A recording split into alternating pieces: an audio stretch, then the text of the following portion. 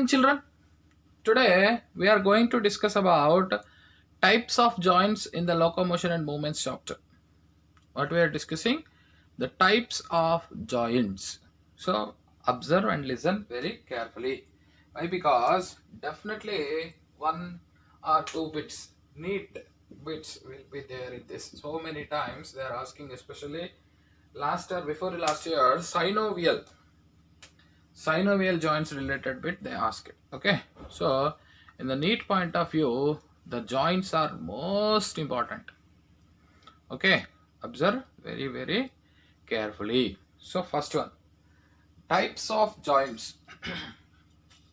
What is the importance of joints first? That is very essential. The joints mainly useful for the movements of our body. Okay, joints are mainly useful for what? Movements of the body. They are essential for all types of movements performed by the bony parts of the body. So joints are essential for the movements of the body. Next, the joints are points of contact between the bones. Joints means what? A contact between the two bones. Joints are contact between the two bones. Okay.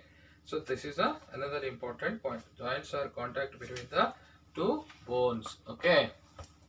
Next, another important point is, what is another important point is the joints. Sometimes they are playing a protective role in the process also. The joints can perform the protective role. Okay. The force generated by the muscles are used to carry out the movement through joints, which helps human functional activity of daily living. Okay, so those joint movements, because of the joints we are getting movements or not, that is very useful for the functioning of the human body. Okay, so that is very important. Next, the force generated by muscles are used to carry out the movement through joints. So if the muscle producing the force energy, because of that energy, these movements of the muscles or body is going on through joints only. That is important. So how many types of joints? Joints acts as a fulcrum of liver. Okay, fulcrum of liver. So this is lever. Okay, not liver. That is lever. Okay, fulcrum of lever. This is important. So next, fibrous joints or synoarthrosis. What do you call? Fibrous joints are first types of joints we are discussing. First one is fibrous joints or synoarthrosis. Fibrous joints are also called synoarthrosis. So synoarthrosis, they are immovable. Synoarthrosis, they are immovable fixed joints in which no movements between the bones. Okay, sutures, examples what? Sutures of the flat skull bones are fibrous joints. Sutures we will call, they are not at all immovable, they are not movable, so they are immovable. So these all are the points you should have to be remember. So sutures of the flat skull bones are fibrous joints. Best example for what you call fibrous joints. They are immovable fixed joints in which no movements between the bones. Sutures of the flat skull bones are the fibrous joints. Second one is cartilaginous joints or amphiarthrosis. What you call? Cartilaginous joints or amphiarthrosis. They're slightly movable joints. Slightly movable joints. Slightly movable. Not complete movable, slightly movable. Which one? Cartilaginous. Synoarthrosis, fibrous joints. Amphiarthrosis, cartilaginous joints. Okay. So they are slightly movable joints in which the joint surface are separated by a cartilage. Okay, joint surface is separated by cartilage and slightly movement is only possible. Okay, so which one? Examples of this cartilaginous joints. Okay, joints of adjacent vertebrae of the vertebral column. Joints of adjacent vertebrae of the vertebral column. Next come to synovial joints. What is the next one? Synovial joints. They are diarthrosis. This is a very important. These are the only very important bits. we are getting from this synovial joints are diarthrosis, synarthrosis, okay, amphiarthrosis and diarthrosis. Okay, so very important. Synarthrosis, amphiarthrosis, diarthrosis. Okay, now diarthrosis means what is that? Where we can see this kind of joints, we will see. They are freely movable joints. So diarthrosis joints, freely movable joints. The articulating bones are separated by cavity which is filled with the synovial fluid. Here synovial fluid is there. For example, you see this is the one bone, right? This is another bone. Okay, so these are the tendon here. What's it called? The synovial fluid will be present. So synovial fluid. So examples of this, okay, synovial joints or diarthrosis we will see here. First, number one, pivot joint. What is that? Pivot joints. The pivot joints, where we can see the pivot joints present between the carpals. Okay, the pivot joint between the carpals. Okay, atlas and axis. Okay, between the atlas and axis. Okay, very important. What is that one? Pivot joint between the atlas and axis. Not carpals and metacarpal, that is different. So pivot joint between the atlas and axis. Saddle joint, one more joint between the carpal and metacarpal.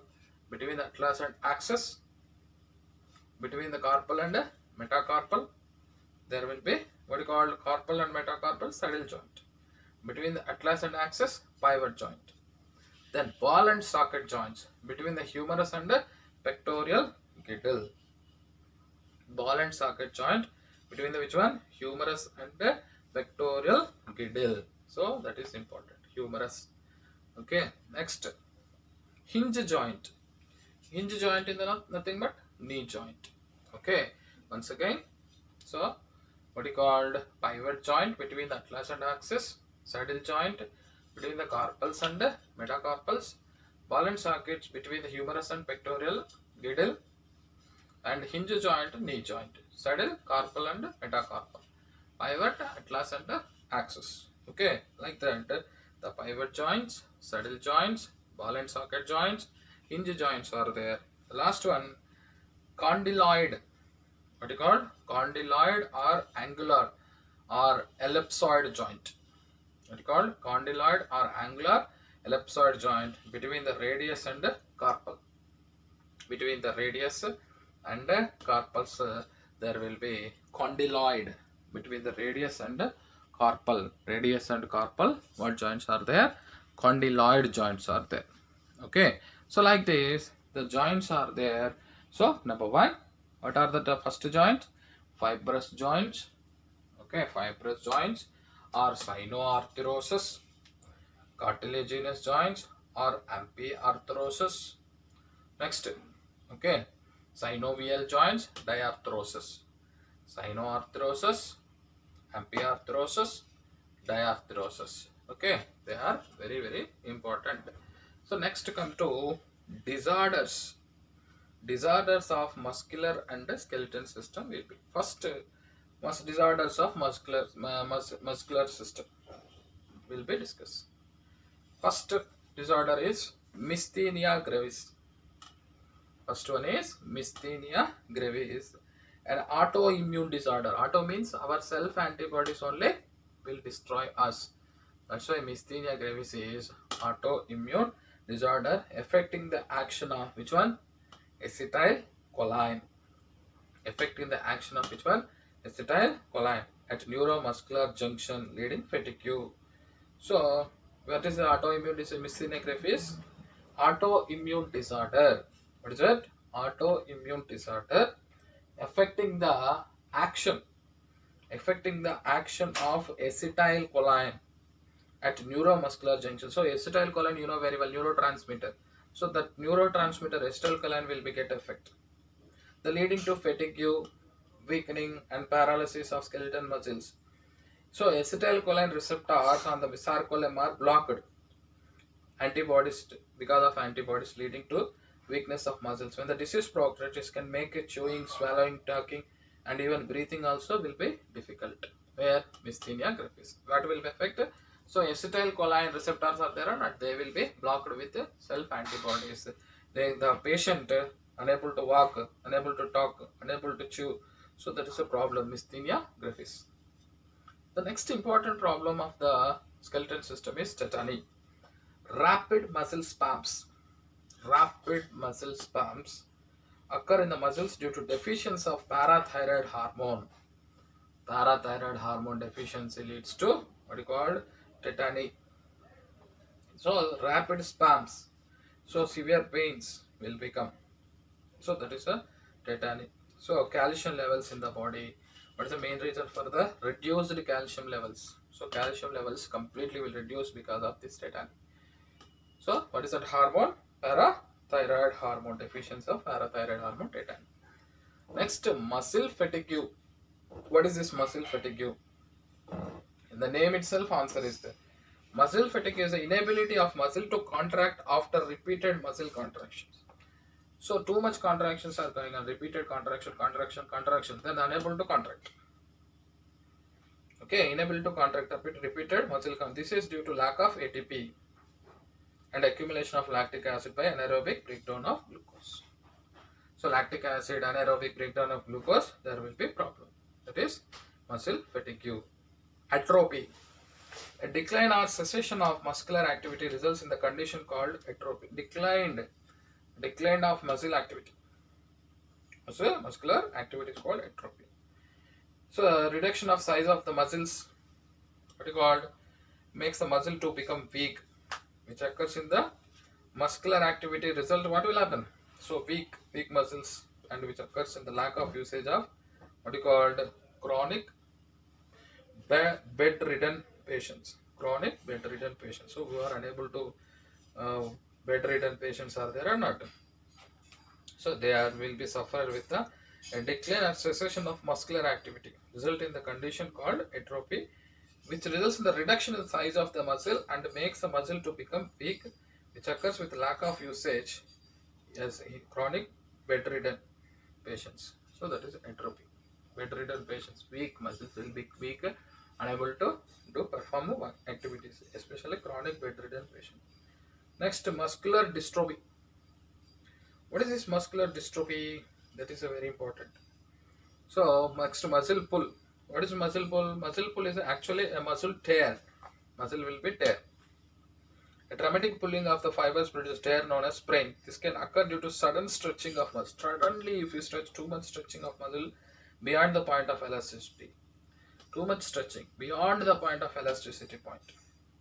Back pain is a common problem caused by muscle pull due to improper posture with still static sitting for long hours. So improperly you are sitting and you are sitting completely constantly without moving. Okay, then the time it will become, that is called muscle pull. Next, muscular dystrophy. What is a muscular dystrophy? Come on, observe very carefully. The group of diseases collectively called muscular dystrophy, also associated with a progressive degeneration of skeletal muscle fibers. Progressively, the muscle fibers will be degenerate. Progressively. Understand or not? Progressively, muscle fibers will be degenerate. That is important. Weakening the muscles and leading the death from the lung or heart failure also. Progressive degeneration of skeletal muscle fibers, weakening the muscles and leading to the death for lung or heart failure. The most common form of muscular dystrophy is called, what is called, Duchenne muscular dystrophy. Duchenne muscular dystrophy. So progressive, collectively, what is called, group of diseases collectively called muscular dystrophy. Progressive degeneration of skeletal muscle fibers. So skeletal muscle fibers progressively degenerate. That is called muscular dystrophy. So person who have muscular dystrophy will suffer with lung, heart failures, and will be die also. Next, come to another important concept, that is disorders of skeleton system. What is that? Disorders of skeleton system. First one is Arthritis. What is arthritis? It's an inflammatory or degenerative diseases that damage the joints. Inflammation and degenerative. For they are divided into osteoarthritis, rheumatoid arthritis, or gouty arthritis. What is this osteoarthritis? The first one, the bone ends of the knees and other freely movable joints where away a person ages. The bones, what is that? The bones ends of the knees and other freely movable joints where away, where away as a person ages. The joints of knees, hip, fingers, and vertebral column are affected. Freely movable joints wear away. Freely movable joints wear away. So that is a major problem. So they are unable to join properly. Knees, hips, fingers, vertebral column severely will be affected. This osteoarthritis. So what is it? The bone ends of the knees and other freely movable joints wear away. That is osteoporosis. Rheumatoid arthritis, synovial membranes become inflamed. Inflammation is the synovial membrane. Okay. So, and there is an accumulation of fluid in the joints. The joints swell and become extremely painful. Inflammation in the synovial membranes. So, and the accumulation of fluid in that joints. So, extremely painful. It can be begun at age, any age, but symptoms usually emerge before the age of 50. So, age of 50, we will see the very rapid symptoms. Gouty arthritis. What is a rheumatoid arthritis? Inflammation of synovial membrane and fluid accumulation in the joints. Okay. Gouty arthritis or gouty. Inflammation of joints. Inflammation of joints due to accumulation of uric acid crystals. Inflammation of joints due to accumulation of uric acid crystals or inability to excrete it. So, accumulation of uric acid crystals are there in the joints. Inflammation of joints due to accumulation of uric acid crystals or inability to excrete it. So, a neat bit. Uric acid crystals. Gout. It gets deposited in the synovial joints. So, osteoarthritis, rheumatoid arthritis, gouty arthritis, or what you called, that is uric acid crystals accumulation. So like this, there are so many disorders, problems are there in the skeleton system. So what we are discussing, the joints. So examples, what are the neat bits from this concept? First, example for cartilaginous joints. What is example for sutures? Example for fibrous joints are non-movable, immovable. Sutures of the flat skull bones and fibrous joints. Important input. The another name of fibrous joints, synoarthrosis. Cartilaginous joints, amphiarthrosis. And synovial joints, diarthrosis. Okay, another names you should have to remember. And example for this all the things, sutures of the flat skull bones and fibrous joints. Cartilaginous joints or amphiarthrosis. Examples, joints of adjacent vertebrae of the vertebral column, slightly movable, not completely movable. Synovial joints, completely movable, so freely movable. Pivot joints between the atlas and axis. Saddle joints between the carpals and metacarpals. Ball and socket joints between the humerus and the pectoral girdle. Hinge joint and knee joint. Condyloid or angular or ellipsoid joint between the radius and the carpal. Okay, radius and carpal. Disorders of muscular and skeleton system, if you see, there will be myasthenia gravis, tetany. Very important. What is this tetany? It is due to the parathyroid hormone reducing calcium level. So that is leads to tetany. Myasthenia gravis means affecting the action of acetylcholine. Myasthenia gravis. Acetylcholine is there or not? There is acetylcholine, neuromuscular junction, neurotransmitter acetylcholine will be get affected in myasthenia gravis. Myasthenia gravis, acetylcholine. Next, muscle fatigue, atrophy, muscle pull, muscular dystrophy. These all are disorders of muscular system. Disorders of skeleton system, what? The disorders of skeleton system, arthritis, osteoarthritis, rheumatoid arthritis, gouty arthritis. So each and every one have one specific reason. So you should have to remember very carefully. Read line to line the textbook, that is important for remembering.